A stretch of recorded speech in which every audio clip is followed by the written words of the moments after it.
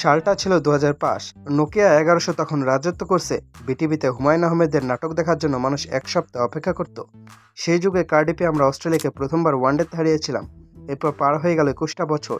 ২১ বছর একটা বাচ্চা জন্ম নিয়ে ভোটার আইডি কার্ড বানিয়ে গ্র্যাজুয়েশন শেষ করে, বেকারত্বের জ্বালায় বাপের বকুনি খেয়ে বিয়ে করার বয়স হয়ে গেছে।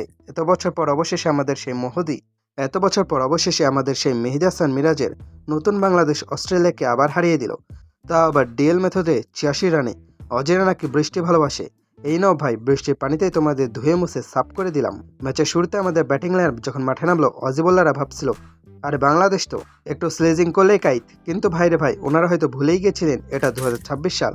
মোসাদ্দেক সৈকত ক্রিজে এসে এমনভাবে ব্যাট চালানো শুরু করলেন যেন পাড়ার ক্রিকেটে মোড়ের দোকানের বাকির খাতা শোধ করছেন।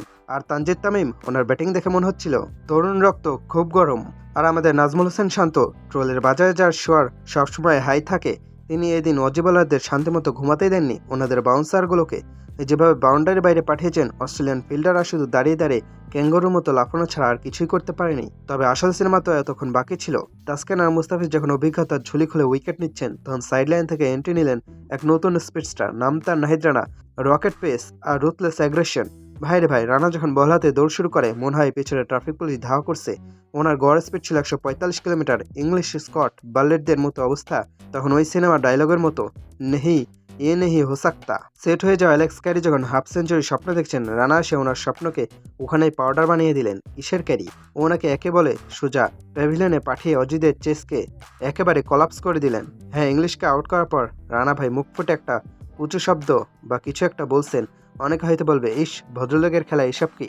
আরে ধর্মিয়া, ফাস্ট বোলাররা কি মাঠে এসে ব্যাটারদের ইলিশ মাছের রেসিপি শোনাবে নাকি? ফাস্ট বোলারদের রক্তে যদি একটা অ্যাগ্রেশন না থাকে, তাহলে সে ফাস্ট বোলার কিসের? রানার এই অ্যাটিটিউড তো আমাদের দরকার ছিল। যাই হোক, ২১ বছর পর খরা কাটলো। ক্যাপ্টেন মেহেদী হাসান মিরাজের মুখে এখন চওড়া হাসি, যদিও তিনি নিজে কিছু করতে পারেন নাই। অজিতের অহংকার মাটি করে দিয়ে ডিএল মেথডে ৮৬ রানের এই জয় ক্রিকেট ইতিহাসে লেখা থাকবে। এখন কথা হচ্ছে, পরের জয়ের জন্য কি আমাদের আবার ২০৪৭ সাল পর্যন্ত অপেক্ষা করতে হবে? আশা করি না। এই রানা মিরাজ শান্তদের নিয়ে এখন যে কোনো বিশ্বশক্তিকে উড়িয়ে দেওয়া সম্ভব।